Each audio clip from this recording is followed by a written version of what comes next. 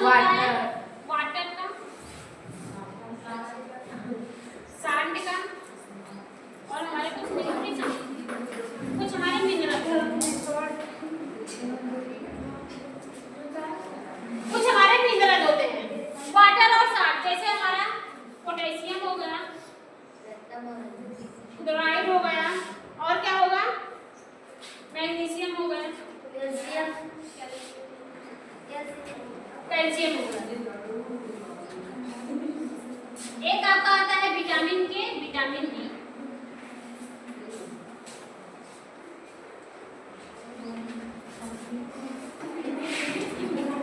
एक आपका है विटामिन के, विटामिन डी। इसको छोड़ दीजिएगा, इसको अभी दिखना नहीं है। इधर क्या हुआ जी प्रिया? कौन सा काम है? क्लास के बाद अभी आएंगे बाबा, सर आएंगे, ठीक है? 15-20 मिनट बाद सर आएंगे। बात समझ में आ रहा है कि नहीं आ रहा? ये बात क्या है? हम लोग कुछ काम कर सकते। हाँ ठीक है, अभी जाइएगा। अभी काम है? नहीं, बाद में है ना? देखो 3 ऑर्गन बचे थे, एक आपका है बड़ी आंत, एक आपका है रेक्टम और एक आपका है एनस। बात समझ में आई? ये आपकी क्या है? बड़ी आंत है, और ये आपका क्या है? रेक्टम है। ये आपका निचला वाला भाग क्या है? एनस। और एनस में ही होता है पाइल्स, इसको बाबा सील के नाम से जानते हैं। एनस में पाइल्स, जिसको बाबा सील के नाम से जानते हैं। बाबा सिर्फ कहोगी तो अजीब लगेगा, पाइल्स कह दो, समझ में नहीं आएगा। समझ में आया? इतनी बात समझ में आई सबको? देखो हमारे जो लार्ज इंटेस्टाइन होती है, इसमें सिर्फ क्या होता है? वाटर का एब्जॉर्प्शन होता है। लेकिन इसके हमारे कितने भाग होते हैं? 4 भाग होते हैं, ठीक है? जो सीधा हुआ गया है, इसको हम लोग असेंडिंग कॉलम के नाम से जानते हैं।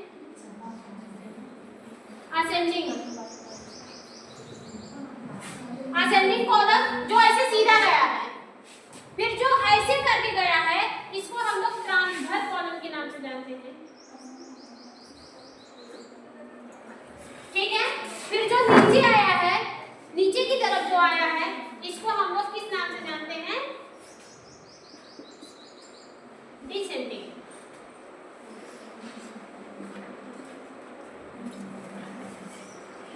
किस नाम से जानते हैं? Descending column. एक और कॉलम बच रहा है, इसको किस नाम से जानते हैं? ये जो कॉलम है, इस कॉलम को किस नाम से जानते हैं? देखो याद नहीं, ट्रांसफर है, असेंडिंग है, डिसेंडिंग है, इसको किस नाम से जानते हैं? किसी को पता है? का भैया? भैया पूछिए, भैया बताइए। भैया का भैया पता है? इस वाले कॉलम को किस नाम से जानते हैं? कौन दो जी? तो बेकार। कौन से सर्च करो? अच्छा, पार्ट ऑफ, हमको इसका नाम नहीं याद आ रहा है। याद है लेकिन अभी नहीं याद आ रहा है।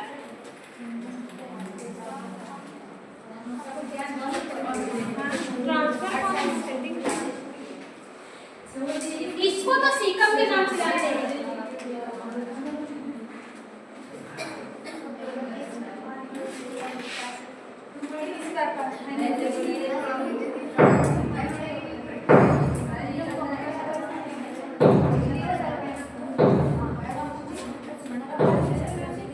शांत रहिए, क्या हो रहा है?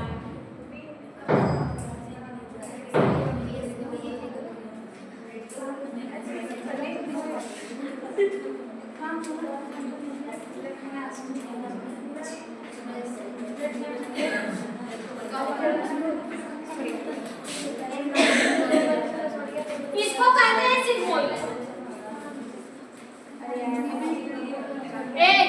क्या है जी? बकरी बनी हुई है? क्या हुआ जी? काहे शोर कर रही है? बतियाना है? छोड़ दे? नहीं पढ़ाई। हमको भी बात करने में अच्छा लगता है। नहीं पढ़ाई। आइए ना बतियाइए। नहीं पढ़ाई। यहाँ पर आओ। आओ। तुमसे अच्छा बात करते हैं, आओ।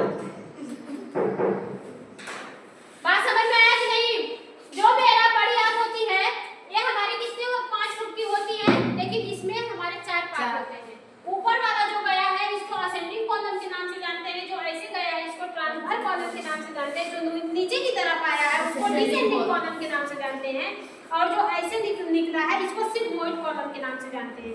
और सिग्मोइड से अटैच रहता है हमारा रेक्टम, और फिर उसके नीचे रहता है एनस। बात समझ में आई? क्या रहता है? एनस। अब देखो जो मेरा ये होता है ना, यहाँ पे क्या होता है, वाटर का एब्जॉर्प्शन होता है, मतलब कि इसी से डायरेक्टली हमारी प्रेजेंस होती है ब्लड वेसल्स। क्या प्रेजेंस होती है?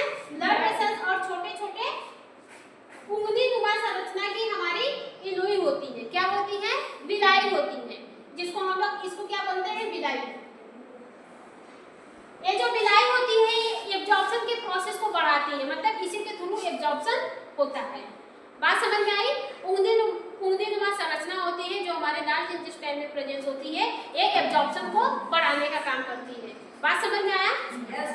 अब जो एक तो ऐसे जो सीधा गया है वो तो समझ में आ रहा है, असेंडिंग कॉलम में, ठीक है, लेकिन एक थोड़ा सा ऐसे निकला हुआ है, यहीं पे प्रेजेंस होता है, इसको हम लोग बोलते हैं सेकम। किस नाम से जानते हैं? सेकम नाम से जानते हैं। और यहीं पे प्रेजेंस होता है क्या? अपेंडिक्स।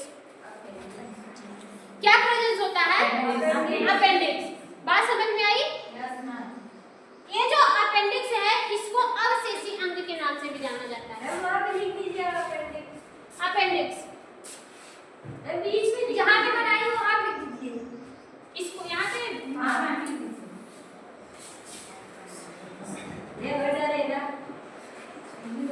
अपेंडिक्स। अपेंडिक्स जो होती है इसको अवशेषी अंग के नाम से भी जाना जाता है। किस नाम से जाना जाता है? अवशेषी, मतलब कि इसका यूज हमारे बॉडी में नहीं होता है। तब ये है क्यों नहीं होता है? तो ये है क्यों? पहले के लोग घास पात खाते थे, अभी भी खाते हैं, पतुआ साग खाते हैं ना। तो जो घास पात होती है ना उसको डाइजेस्ट करने के लिए कौन सा ऑर्गन होता है? अपेंडिक्स। ये ऑर्गन हमारे जो जानवर होती है ना उसमें ज्यादा पाया जाता है, मतलब बहुत ज्यादा बड़ा पाया जाता है, और हम लोग में कम यूज होता है, इसलिए ये छोटा पाया जाता है। इसके अलावा ये जो है ये हमारे इम्यून सिस्टम को भी बढ़ा के रखता है, इम्यून सिस्टम को बढ़ाता है, इम्यून सिस्टम को बढ़ा के रखता है, मतलब हमारा इम्यून सिस्टम जो बैक्टीरिया वायरस से लड़ता है उसको बढ़ाने का काम करता है। इसके अलावा जो हमारी यूजफुल बैक्टीरिया होती हैं, जो हमारे बॉडी के लिए रिस्पॉन्सिबल होती हैं, जो हमारे बॉडी को फायदा देती हैं, ऐसे बैक्टीरिया को स्टोर करके रखता है। Store useful bacteria, store useful bacteria. बात समझ में आई? अब जैसे हम इसलिए इसको बोल दिया था क्योंकि पहले के जमाने में लोग घास पात खाते थे, तो इसका मेन रोल था, ये घास पात को बहुत जल्दी डाइजेस्ट करता है। लेकिन अब के जमाने में लोग घास पात कम खाते हैं, जो हरी सब्जियां, हरी घास जो होती है ना, क्या ही बताएं, जानवरों में सबसे ज्यादा पाया जाता है, ठंडियों में ज्यादा सब लोग घास पात खाते हैं, बुआ वगैरह है, तो उसमें रिस्पॉन्सिबल होता है डाइजेस्ट करने के लिए। इतनी बात समझ में आई? प्रॉब्लम तब होती है जब इसकी साइज बढ़ती है, जब इसकी साइज बढ़ती है, जब इसकी साइज होती है तो आपके पेट में दाहिने साइड में बहुत भयानक दर्द होता है। क्यों? क्योंकि इसकी साइड जब बढ़ती है ना तो ये आपके चुभने लगता है, पेट में ही क्या करने लगता है? चुभने लगता है। बात समझ में आ रहा है? इसकी पहचान सिर्फ एक ही है कि ये जब अपेंडिक्स आपके बॉडी में बढ़ता है तो ये आपके पेट में चुभने लगता है, वोमिटिंग वगैरह भी आता है, नोजिए की तरह फील होता है, ठीक है, ऐसा लगता है जैसे अभी वोमिटिंग हो जाएगी, नोजिया हो जाएगी, कमर में भी दर्द होने लगता है, कभी कभी किसी किसी केस में बुखार वगैरह भी आने लगता है, हेडेक भी होने लगता है। बात समझ में आई कि नहीं? खास बात यह है कि अगर ये ऑर्गन हमारे बॉडी से निकल जाए तो भी ज्यादा फर्क नहीं पड़ता है, ज्यादा क्या एकदम मतलब फर्क ही नहीं पड़ता है। अगर एक ऑर्गन हमारे बॉडी से निकल जाए तो ज्यादा कुछ नुकसान नहीं होता है। ये जब अपेंडिक्स बढ़ता है तब डॉक्टर क्या करता है, एक बीमारी को क्रिएट करता है जिसको हम लोग अपेंडिक्स के नाम से जानते हैं। उसमें क्या होता है, डॉक्टर ऑपरेशन करके अपेंडिक्स को ही निकालता है। बात समझ में आई? इसकी खास बात क्या है कि इसका ज्यादा हमारे बॉडी में रोल नहीं होता है, इसलिए अगर ये बाहर भी चला जाएगा तो भी नुकसान नहीं होगा। ठीक है, अपेंडिक्स में सीधा अपेंडिक्स को ही काट के निकाल दिया जाता है। बात समझ में आई? जब अपेंडिक्स बढ़ता है तभी प्रॉब्लम होती है। इतना समझ में आ रहा है कि नहीं आ रहा है? जब बढ़ता है सब में होता है, सब में है अपेंडिक्स, सब में ही ऑर्गन है, डाइजेशन का एक ऑर्गन है। पहले के जमाने में डाइजेशन में मदद करता था, जो घास ओस होती थी उसको पचाने का काम करता था। बात समझ में आई? प्रॉब्लम तो अब हुई ना कि हम लोग घास पात खाते नहीं है, अब हम लोग अच्छा भोजन खाते हैं। पहले जमाने में सब लोग जंगल में रहते थे, उनको ज्यादा नॉलेज ही नहीं था। अरे धीरे धीरे तो हमारा इंडिया डेवलप हुआ है, हमारी पूरी दुनिया धीरे धीरे ही डेवलप हुई है। पहले सब लोग मांस खाते थे, ठीक है, आदि मानव जो थे, हाँ, कुछ उसी में से शाकाहारी में निकल गए हैं, मांस खाइबे नहीं करेंगे, खसियों पाल खाते थे। नहीं जी, बंदर की तरह दिखते हैं ना। अजीब नहीं था, पहले उतनी केयर नहीं थी। हाँ, थोड़ा सा अजीब था, बाल ज्यादा आ गए थे, ठीक है। अब तो धीरे धीरे सुधार होते होते कलयुग आ गया ना। वो सतयुग था, अब क्या चल रहा है? कलयुग, जिसको मॉडर्न जमाने के नाम से भी जानते हैं। मॉडर्न जमाना। इसी जमाने में तो सबका आविष्कार हुआ, फोन आया, स्कूटी आई, लड़कियां पढ़ने गई, बहुत सारी चीजें हुई है, ठीक है। सतयुग में इतना नहीं था, सबको खाने पीने का भी बहुत ज्यादा मिलता जुलता नहीं था, ठीक है। जो सब खाते हैं उसी को ही खाते थे। आपको पत्थर से पूछा गया था। बात समझ में आ रही है? क्या है, क्या सोच रही हो? भगा देंगे तुरंत। तुम बताओगे हमको क्या करना है? या कार्टून है एकदम। देखो, जो आँख को ऐसे चलाते हैं ना, क्या क्या खड़े हैं, नहीं समझ में आ रहा है?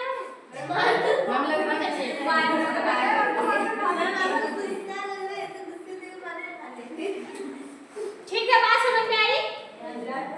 ये हमारे बॉडी का ऑर्गन है, ये हर जो यूजफुल बैक्टीरिया होती है उसको स्टोर करने का काम करता है। इसके अलावा हमारे बॉडी के इम्यून सिस्टम को मजबूत बनाने का काम करता है, और जो घास पात खाते हैं हम लोग उसको डाइजेशन करने का काम करता है। इतनी बात समझ में आई?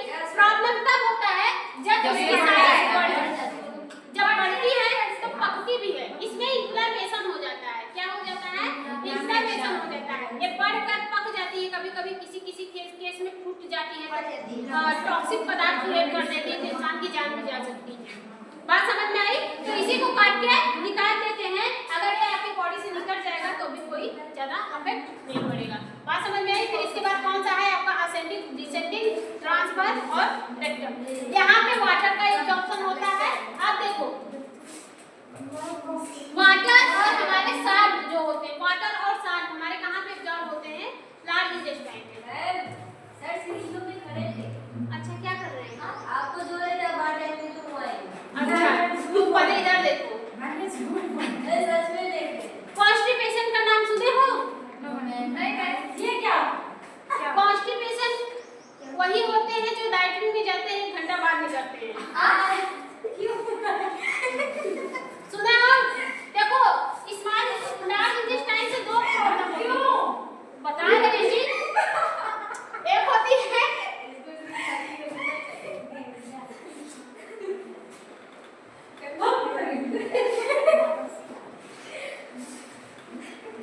यार, स्पेलिंग क्या रह गया डायरिया का? डायरिया। और दूसरा क्या होता है?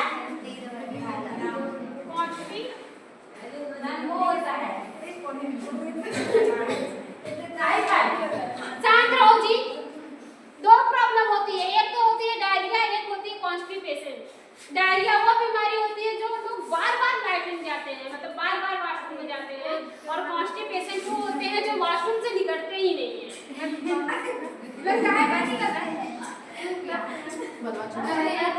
कभी सुनी हो पेट नहीं साफ होता है? हाँ, फ्रेश होने के लिए बहुत तगड़ा वाला जोर लगाना पड़ता है। होता है कि नहीं होता? नहीं, प्रिया सो मत। फ्रेश होने के लिए यार जो 1 घंटे बाद निकलता है उसका क्या होता है? जो सीमन होता है वो पास ही नहीं होता है, ठीक है। जो वेस्ट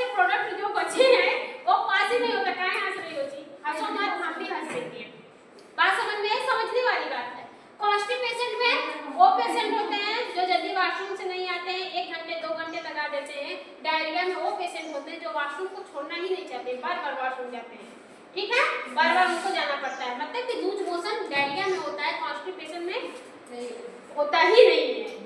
बात समझ में आया? रीजन है डायरिया कब होता है, जब आपका एब्जॉर्प्शन, जब वाटर का एब्जॉर्प्शन वाली प्रोसेस कम हो जाती है। जब वाटर भाई कम एब्जॉर्ब होगा, मतलब वो पानी आपके बॉडी में कम जाएगा, तो वो पानी आपके लार्ज इंटेस्टाइन में इकट्ठा रहेगा कि नहीं रहेगा? आप देखो जैसे एक नदी है, ऐसे वहां से 4 ठो नाला खोलो, यहाँ पे वहां पे 4 जगह कर दो, उसमें से जो पानी डालोगी तो वो नदी में पानी नहीं रहेगा। मतलब ये जो मेन वाला जैसे मान लो यहाँ पे एक ये है, एक ये है, यही है ना, इसमें से क्या बह रहा है? पानी बह रहा है, ठीक है। अब देखो एक यहाँ से सुराख कर दो, यहाँ से कर दोगे तो कुछ पानी यहाँ से निकल जाएगा, एक यहाँ से सुराख कर दोगे तो कुछ पानी यहाँ से निकल जाएगा, और 2-3 सुराख यहाँ से कर दोगी। ऐसे क्या होता है, आपके बॉडी, आपके लार्ज इंटेस्टाइन से पानी आपके शरीर में चला जाता है, आपके बॉडी में चला जाता है। उसी प्रकार से खेत में भी पानी जाता है। हाँ, उसी प्रकार से खेत में भी पानी जाता है। नहीं, अब हम आ गए, इसको बंद ही कर दिए, इसको क्या किए? बंद कर दिए। तो सारा पानी किसमें है? एक ही नाली में है कि नहीं है? तो वैसे आपके इसमें भी होता है, इसमें आपके एब्जॉर्प्शन वाली प्रोसेस रुक जाती है, जिसकी वजह से पानी आपके बॉडी में नहीं जा पाता है, तो आपको एक प्रॉब्लम होती है लूज मोशन। क्या होता है? Loose motion. उसमें आपकी बॉडी से पानी ही निकलता है। क्या निकलता है? पानी निकलता है। उस समय इंसान एकदम सुस्त हो जाता है, और जो न्यूट्रिशन होते हैं, जो साल्ट मिनरल होते हैं, वो भी आपकी बॉडी में एब्जॉर्ब नहीं हो पाते हैं, वो भी आपकी बॉडी में क्या होते हैं? एब्जॉर्ब नहीं हो पाते हैं। तो वो क्या करते हैं, आपके बॉडी में एब्जॉर्ब नहीं होंगे तो आपकी बॉडी में जाएंगे नहीं, तो वहाँ पे डिहाइड्रेशन हो जाता है, लूज मोशन हो जाता है। इसमें इंसान की बॉडी में अगर 3 दिन लगातार हो गया तो वेट पकड़ लेगा। सही बात है मैम, हो जाएगा। 1 से 2 दिन हो जाए तो इंसान वेट पकड़ लेता है। बात समझ में आया कि नहीं आया? सही बात है। क्यों हंस रही हो जी? सही बात है। शांत रहो। बात समझ में आया कि नहीं आया?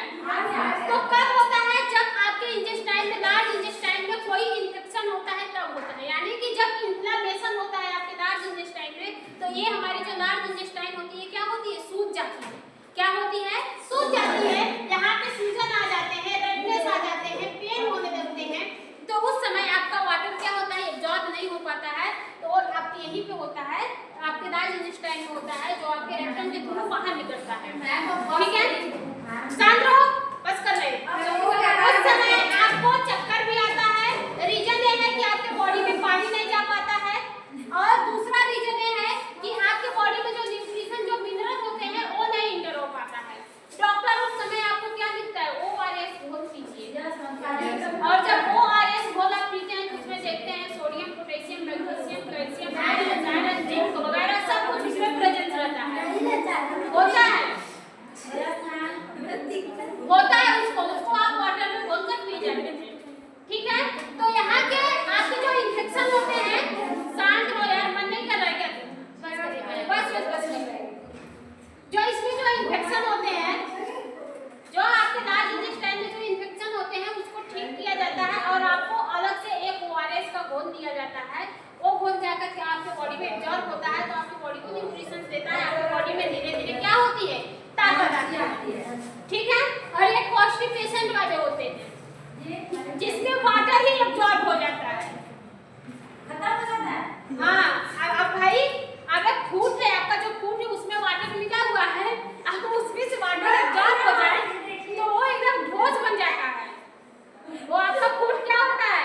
सॉलिड हो जाता है, एकदम ठोस हो जाता है, वो जल्दी पास ही नहीं होता है। तो उसको पास करने के लिए हंसने दो, ठीक है, कट